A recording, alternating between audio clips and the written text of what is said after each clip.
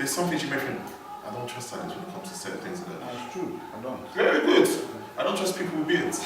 No, but my point is that you have to learn about yourself. First of all, that's what I remember Pastor saying, you analyze yourself. When you analyze yourself, you know if you're possible to do this, if you need this person there, what kind of man you are, what kind of woman you are. If you know who you are, you know what it takes to make your puzzle fit and who fits around you. You just don't put anybody around you in your environment. I tell that the thing about create your atmosphere. Yeah? Otherwise someone will create for you. And it is so true. So if you want to create and be a business, you will realize as you start to develop, and everybody has to develop in it.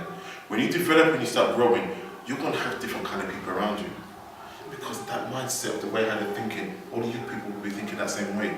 But if you don't go out and meet those people, how are you going to know they're going to be able to mentor you in that right way?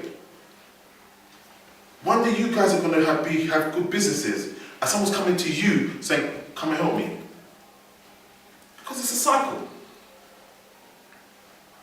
Yeah? You used to come in to pray, and some pastor to pray me. Now everybody's calling you. Now sometimes you get a call that you never told me, I'm tired. But you're calling people saying, I want this people. I do not insult no unemployed person. Number one, I was unemployed myself for many, many years. Many, many years. Number two, I'm only in that job because of that person. So why am I insulting that person to say they're not better than me? Because I'm here because of you. And that's what, a lot of us have that wrong mentality. And when someone says to me, thank you for just being there, it is more than money. And if that's me as a human being, what does that say when we say that to God? Do you know where I'm coming from? And my point is that what is stopping us from you going to other places, churches, different forums, and saying what you've learned, where God has taken you, and this is because of this is where we have to go. And we're putting back the wealth back into our own kingdom. That's my dream.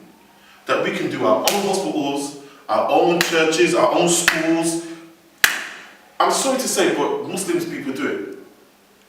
They fund their money in, they call their own schools, their own mosques, they put the money together, their community does. They don't get their funding. You do banks as well. They do banks as well. But we'll say, hey, me, put that money in Open Church, never. And then we stopped it. Yeah? But my point is that we are supposed to be in a point whereby if a church needed something, or a school needed something, or they needed irrigation or something, we should be able to fund that. We're talking right now about funding from other places, but we should be able to have that kind of forums and that kind of organizations to be able to do that for each another. But it's not going to happen until we do. And that's why I love what you said to me about 2 years ago. You forgot. It only takes 1 or 2 people to start a revival. You said to me, that's normal conversation. It only takes 1 or 2 people to start a revival and to change the whole mindset of how people think. But it starts with us. And before you can say the church is not doing this, before you talk about the church, you have to do yourself. Before you can talk about the church, you have to do your family. I help out with other people and things, and I'm thinking, I don't even have that relationship with my sister or my brother. How can I go and tell other people to sort out your family? And I don't have that relationship myself. But I've been taught not to say, change my brother or my sister. Change me. I have to change. I have to have my mindset and know where I want to go. And if I know where I'm looking to go and what I need to do to put together, that's the only way I'm going to be able to know how I get to my destination. And how I get to my destination goes according to what I know, and that decides my decision making. So let's call it the promised land. Where we're all walking harsh terrain, yeah? Because now we are going into an environment where we don't know about ourselves, we're learning something new about ourselves, yeah? Some will stop, some will get scared and go back, some will just say, I just want to die here, and some will continue. Some will get over there, yeah? And even when they get there, sometimes if you don't know what to do, the promised land doesn't seem like promised land. Because like when Jesus came, they had an idea of what they thought the Messiah would be. So they didn't appreciate Jesus, because it was not what they thought it was going to be. I'm going to say something really controversial right now. Please don't be offended. If Jesus was to be here right now, how it was then, would you have all thought he was the Messiah straight away? No. Let's be honest. Most of us would not have. To our knowledge now, we say, yes, I will be fighting, I will be. Most of us would not have done that, because we thought David Koresh and all them kind of people, we think, who's this guy? Because the message that we thought was not the way how he came across. Yeah? Right. What you guys may do, I'm not saying it's the same thing. What you guys might do now, people may not think it's the same thing. Maybe years to come, they may appreciate what you've done. Most of us are, okay, a few of us are from Ghana, but we all know the legacy of Kwame Nkrumah, right? We all know the legacy. We all know the legacy.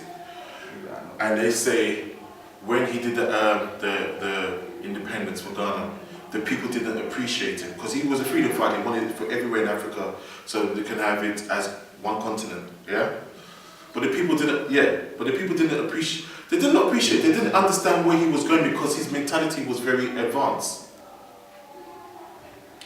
If you're surrounded with people who are not have the same mentality or cannot build you or cannot add value to you, I think it's time for you to move and find new people.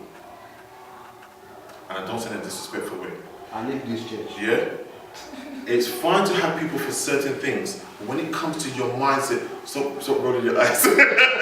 But when it comes to certain mindsets, you have to have certain people around you who are going to build you, who will give you encouragement and move on to the next stage. And I'm trying to say to you guys to start configuring yourself differently from now on. Because number one, you're a child of God. Number two, if you believe in the promises of God, that means then your mentality has to change. And that's why every time we come into this place, we have to challenge ourselves to be different. We edify ourselves at every moment in time. Now, when we come into the business side of things, if you're looking for work or the business, you said you went to do the interviews and so forth, yeah? I tell people about interviews all the time. You can ask her. When I came to do my interview, I was useless. Because it's easy for me to tell you, you must do this, you must do this, but not everybody applies that same thing to themselves. But when you see somebody does it, you know they have that integrity, you can't question them. So you have to be that beacon of light in what you decide you want to do from now on.